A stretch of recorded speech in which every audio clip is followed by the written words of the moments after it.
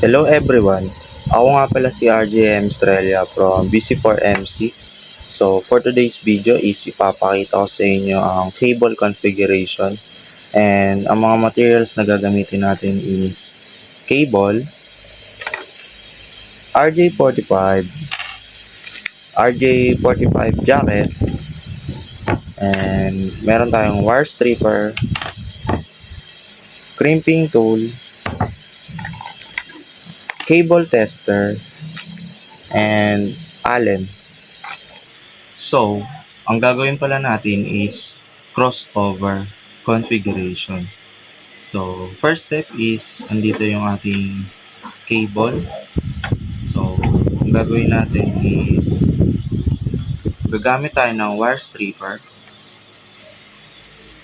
sa magkabilang dulo para makita natin yung wire. Bali lang natin yung balot. So, ganun din sa kabila.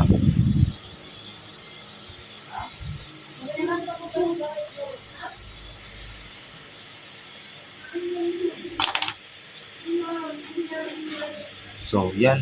Natapos na natin yung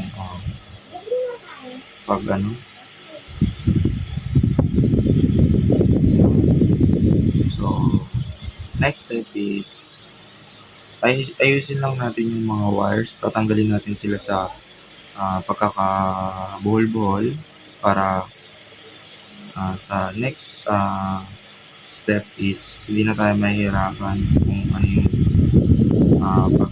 pagkakasunod-sunod sa mga color ng wire.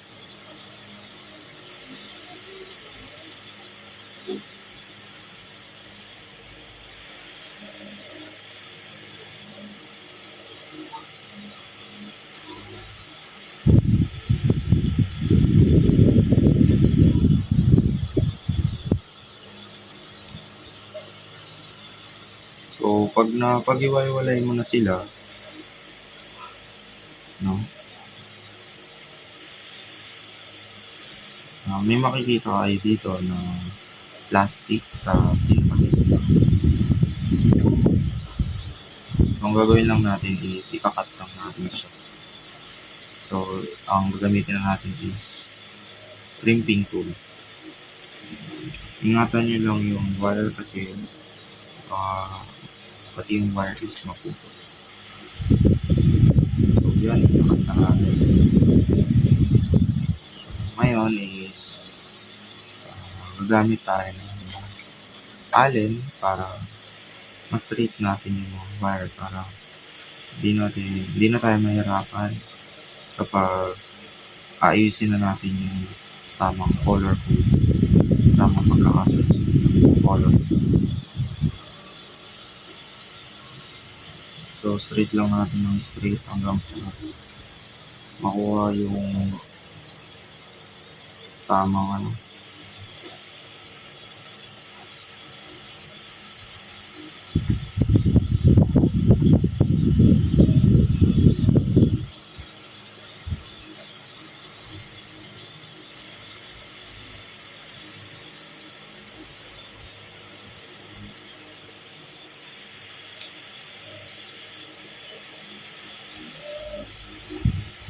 pag na-straight nyo na ng maayos, pwede nyo na siya ayusin sa kung ano yung tamang posisyon ng mga color. So, sa crossover cable, so, dito muna tayo sa first is mauuna yung white gray,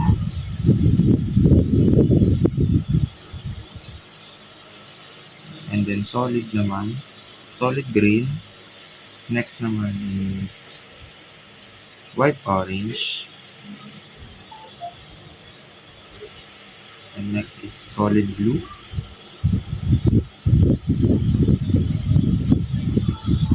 and white blue, and then solid orange, and then white brown, and last naman is solid brown. So, So, kapag naayos niyo na yung pagkakasunod-sunod ng tamang kulay, make sure lang na hindi niyo siya mabibitawan kasi once na kagulo-gulo na is ulitin niyo na naman yung process pag-aayos ng color. So, gamit ulit tayo ng Allen para straight yung table para once na ipasok na natin siya sa RJ45 is smooth na, diba? Smooth yung transaction, guys. So, alay lang natin, then continue pa rin natin yung pag-straight gamit yung Allen.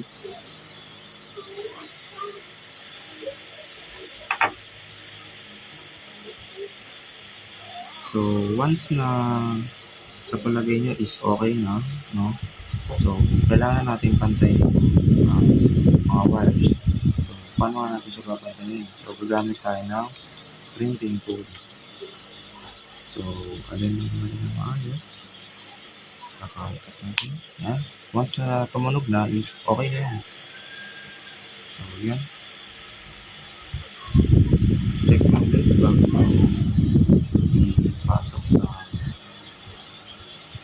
RJ45. So, kung okay na, pwede nyo ipasok. So, yan. Kapasok, double check nyo ulit. So, white green, solid green, white orange, solid blue, white blue, solid orange, white brown. So, pag okay na, so, gagamit ulit tayo ng crimping tool para ilak na yung ating table. Ilak na natin siya.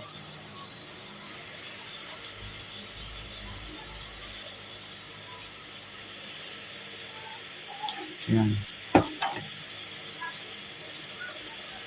So, nalak na siya. Then, ayan, papasok na natin ito.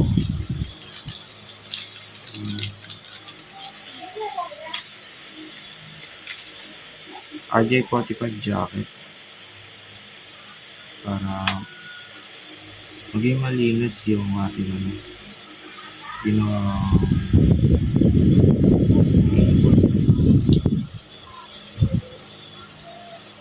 pasok na siya dyan.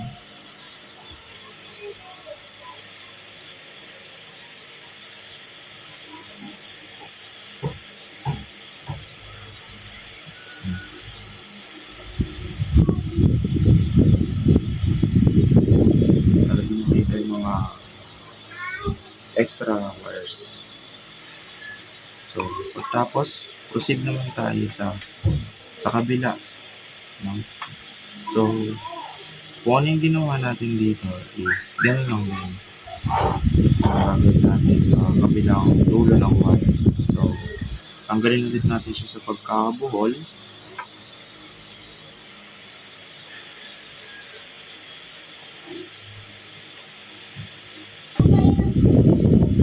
Tanggalin lang natin siya sa pagkakabuhol para once na ayusin na natin yung tamang pattern ng color is hindi na tayo mahihirapan.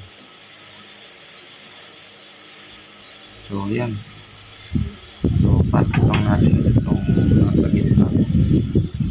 Ingatan nyo lang yung mga wire para hindi maputol. So, dito naman is straight lang ulit natin. Yan. Straight lang ulit natin yung kanyang mga wires gamit ng Allen.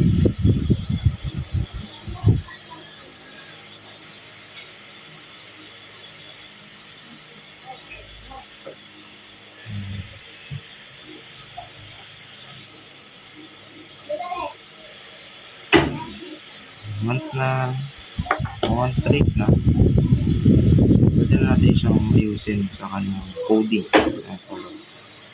So, next naman na code dito is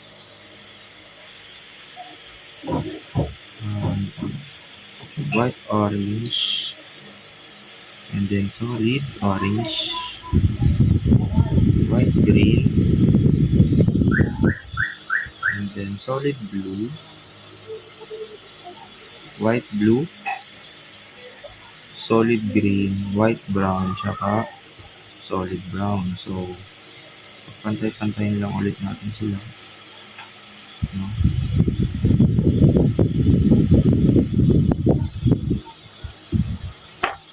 Gamit ulit tayo ng allen. Once na mukha naman pantay, pwede natin siyang i-cut using printing tool.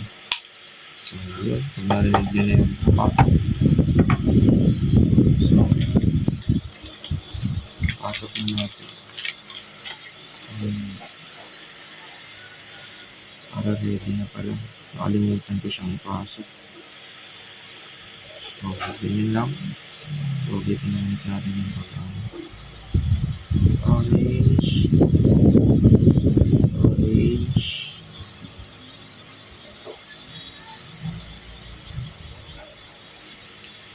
orange, white green, solid blue,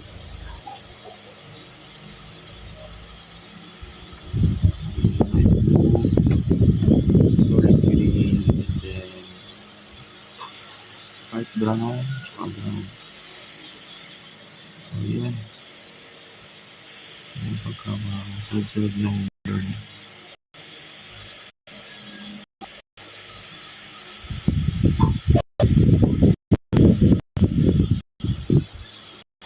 Ito ng RG45.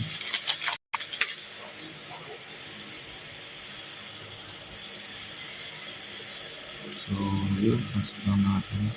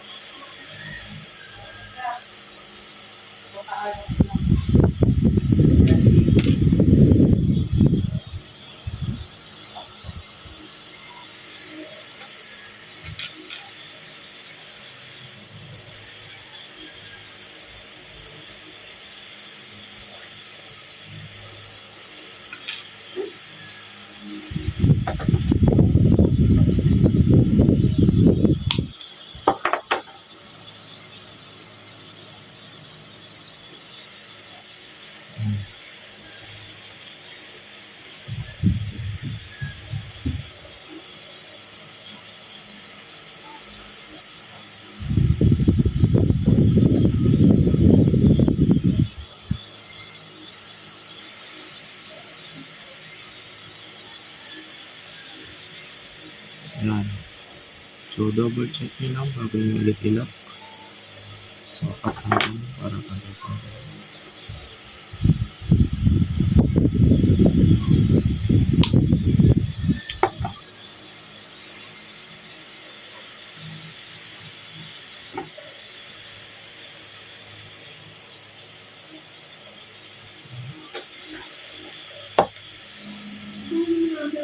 Ilak na natin.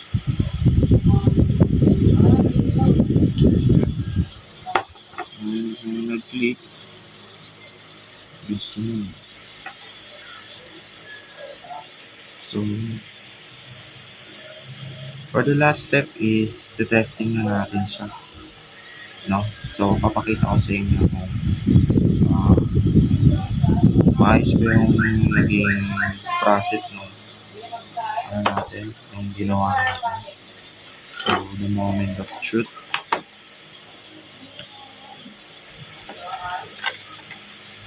So, kung ayaw yung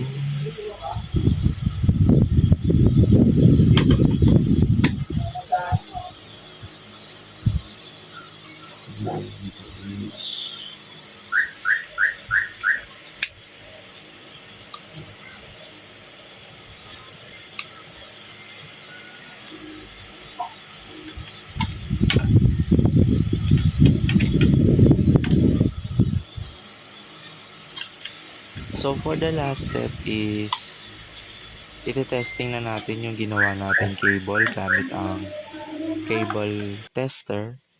So, as you can see is sa tingin ko tama naman yung yung pagkakasunod-sunod ng ilaw. Batay na rin sa mga search ko sa internet. So, thank you at natapos din. Yun lang. Bye!